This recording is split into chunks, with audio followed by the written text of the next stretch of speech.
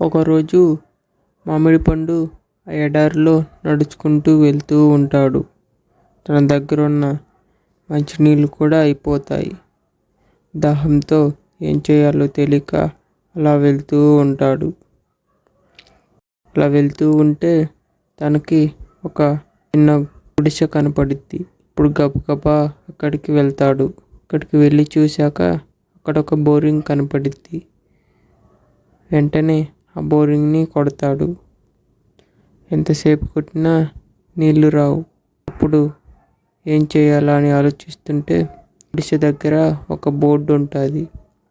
ఆ బోర్డు మీద ఇలా రాసి ఉంటుంది: ఈ గుడిసెలో ఒక బాటిల్లో నీళ్లు ఉంటాయి. ఆ నీళ్లు తీసుకొచ్చి ఈ బోరింగ్లో పోయండి, అప్పుడు నీళ్ళు వస్తాయి.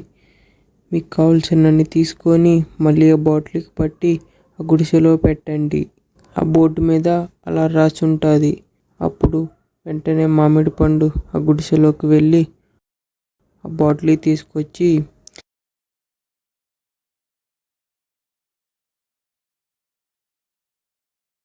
ఈ బోరింగ్లో పోస్తాడు.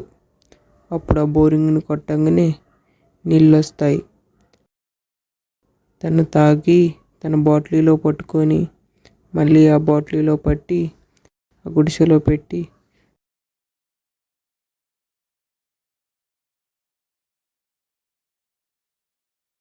వెళ్తాడు.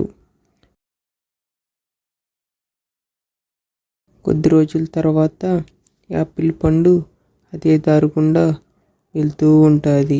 తన దగ్గర ఉన్న నీళ్ళు కూడా అయిపోతాయి. దాహంతో ఏం చేయాలో తెలియక నడుచుకుంటూ వెళ్తూ ఉంటుంది. అప్పుడే తనకు ఆ గుడిసె కనపడుద్ది. వెంటనే అక్కడికి వెళ్తాడు. వెళ్ళి చూడగానే ఆ బోరింగ్ కనపడుద్ది.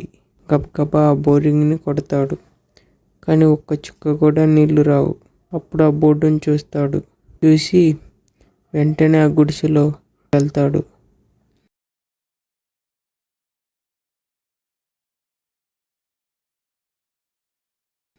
వెళ్ళి ఆ బాటిల్ తీసుకొని వస్తాడు. అప్పుడు ఆ మామిడి పండు ఇలా అనుకుంటుంది: ఒరే, నాకు బాగా దాహంగా ఉంది. ఈ నీళ్ళు ఆ బోరింగ్లో పోస్తే నీళ్ళు మళ్ళీ చాలా వస్తాయని అక్కడ రాసింది.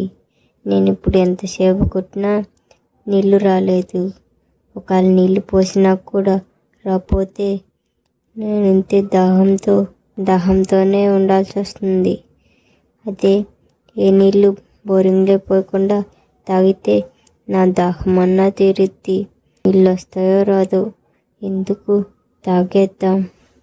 అలా అనుకొని యాపిల్ పండు ఆ నీళ్లు బోరింగ్లో పోయకుండా ఆ రాసిన బోర్డు నమ్మకుండా ఆ నీళ్లు తాగేస్తాడు. తాగేసి నడుచుకుంటూ వెళ్తూ ఉంటాడు. అలా కొద్ది దూరం వెళ్ళాక తనకి మళ్ళీ దాహం వేస్తుంది. అయినా అలా నడుచుకుంటూ వెళ్తూ అలా ఇంకా దాహం ఎక్కువ అవటం వల్ల కళ్ళు తిరిగి అక్కడే పడిపోతాడు. ఈ కథ మీకు నచ్చుంటే లైక్ చేయండి, సబ్స్క్రైబ్ చేసుకోండి.